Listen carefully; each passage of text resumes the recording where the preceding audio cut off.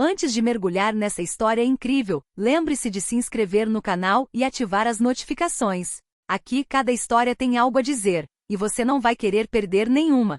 O sol de Washington DC se punha lentamente, tingindo os arranha-céus de laranja. Em uma rua tranquila do centro da cidade, o chefe de polícia, General Marcus Thompson, saiu de seu carro blindado após um dia de reuniões estratégicas. Seu uniforme impecável refletia a autoridade e a disciplina que moldaram sua carreira. De repente, um jovem e ambicioso policial, Daniel Brooks, apareceu com a arma em punho.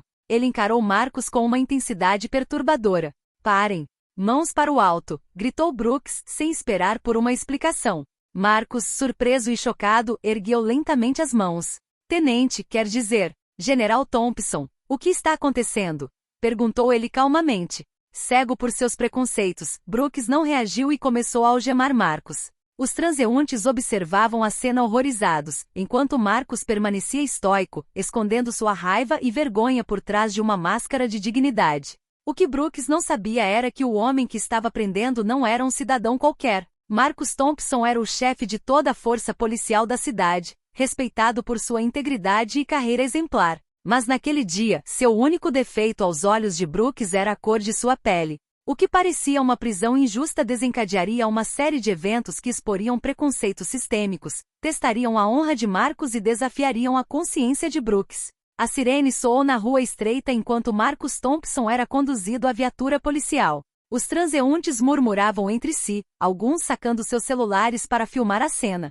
Marcus manteve a calma, seus olhos percorrendo a área calculando cada movimento. Ele sabia que qualquer erro verbal ou gestual poderia piorar a situação. Daniel Brooks, o policial que o prendera, estava nervoso, mas resoluto. Seu rosto denunciava tanto medo quanto raiva. Ele não sabia a identidade de Marcus e estava convencido de que suas ações eram justificadas. "Estou prendendo você sob suspeita de furto e comportamento suspeito", anunciou Brooks, tentando manter um tom autoritário. Marcus ergueu uma sobrancelha com um toque de sarcasmo gélido. "Tenente, General Thompson, e eu acredito que o senhor prendeu o homem errado. O senhor está prendendo o chefe do seu próprio departamento?" Brooks cerrou os dentes, hesitando por um momento. Mas sua desconfiança em relação a Marcus, baseada unicamente na cor de sua pele e em seu uniforme, diferente daquele que conhecia no bairro, tomou conta dele. "Estou cumprindo meu dever. Entrem no carro agora", ele gritou. Os transeuntes começaram a se aglomerar, alguns chocados com a prisão de um homem fardado. Uma mulher pegou o celular, é o General Thompson. Mas Brooks, constrangido e determinado a não perder a compostura, ignorou os avisos. Marcus, algemado no banco de trás da viatura, não disse nada. Sua mente estava a mil. Ele precisava provar sua identidade, proteger sua reputação e expor a injustiça sem arriscar a vida. Ele sabia que cada palavra contaria e que o resultado daquela prisão mudaria a carreira de Brooks, para melhor ou para pior. Assim que o carro começou a se mover, uma tensão palpável pairou no ar. O que parecia uma simples prisão era, na realidade, o início de um confronto entre preconceitos pessoais e autoridade legítima. Um confronto que abalaria todo o departamento de polícia. A viatura parou em frente à delegacia central. Marcus foi rapidamente escoltado para dentro, sob os olhares curiosos e preocupados de seus colegas policiais. Daniel Brooks, ainda convicto de seu dever, conduziu Marcus pelo saguão com uma rigidez quase militar. Assim que entraram, um murmúrio percorreu a sala. Os policiais presentes reconheceram imediatamente Marcus Thompson, e seus rostos refletiam uma mistura de surpresa e consternação. Alguns trocaram olhares preocupados, cientes de que o erro de Brooks lhe custaria caro. Marcus, mantendo a calma, observou Brooks com uma intensidade gélida. "Tenente Brooks", disse ele lentamente, "creio que o senhor cometeu um grave erro." Brooks evitou o olhar de Marcus e respondeu na defensiva. Eu estava simplesmente fazendo o meu trabalho, general. Você se encaixa na descrição." Marcus balançou levemente a cabeça. "A descrição? Diga-me que você não está me julgando simplesmente por causa da cor da minha pele." Os colegas de Brooks se aproximaram, alguns tentando acalmar a situação. A oficial responsável pela delegacia, a capitã Laura Evans, interveio. "O que está acontecendo aqui? Daniel, o que você fez?" Brooks, envergonhado e hesitante, gaguejou. É ele, eu pensei que ele." Marcus levantou a mão para interromper qualquer explicação confusa adicional. "Eu sou o comandante em chefe deste departamento. E vocês acabaram de me prender como um criminoso. Por que exatamente?" Evans olhou fixamente para Brooks com severidade. Daniel, você cometeu um erro monumental. Você não tinha provas, e muito menos o direito de prender seu superior. Brooks baixou a cabeça, sentindo pela primeira vez o peso de seus preconceitos e impulsos. Marcus, em tom calmo porém penetrante, prosseguiu.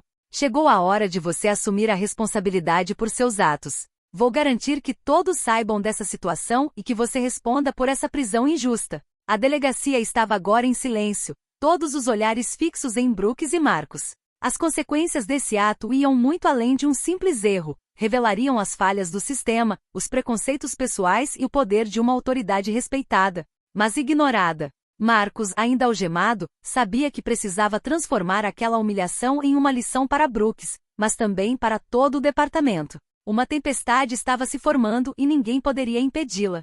Marcus foi escoltado para uma pequena sala de interrogatório. Suas algemas foram removidas, mas a tensão no ar permanecia palpável. Daniel Brooks, sentado à sua frente, parecia incapaz de encará-lo. Marcus respirou fundo e falou com calma, quase friamente. Tenente Brooks, quero entender o que o levou a me tratar como um criminoso. Foi realmente minha aparência ou seu medo de me confrontar como seu superior? Brooks desviou o olhar, com as mãos tremendo. Eu não sei. Agi rápido demais. Eu só estava pensando. Marcus o interrompeu. Você pensou? Você julgou sem provas. Deixou que seus preconceitos decidissem por você. Um silêncio pesado se seguiu às suas palavras. Então Marcus pegou o celular e mostrou a Brooks uma série de documentos internos, relatórios de operações recentes, fotos, distintivos. Tudo comprovando claramente sua identidade. Este sou eu de verdade. General Marcus Thompson, chefe de polícia de Washington, D.C. Cada decisão, cada movimento que fiz dentro deste departamento foi documentado. E você acabou de me humilhar publicamente. Brooks sentiu o coração acelerar. Sabia que acabará de cruzar uma linha que jamais poderia apagar. Medo e vergonha se misturavam a uma fúria silenciosa. Fúria contra si mesmo por sua ignorância, fúria contra um sistema que acabará de trair, fúria contra o general que injustamente acusara. Nesse instante, a capitã Laura Evans entrou na sala. Seu olhar era severo e determinado. Daniel, você terá que dar explicações à gerência e ao conselho disciplinar. Você infringiu todos os procedimentos e será responsabilizado. Brooks baixou a cabeça, sem conseguir falar. Ele entendia que suas ações teriam consequências irreversíveis. Marcus, ainda calmo, levantou-se e colocou a mão sobre a mesa.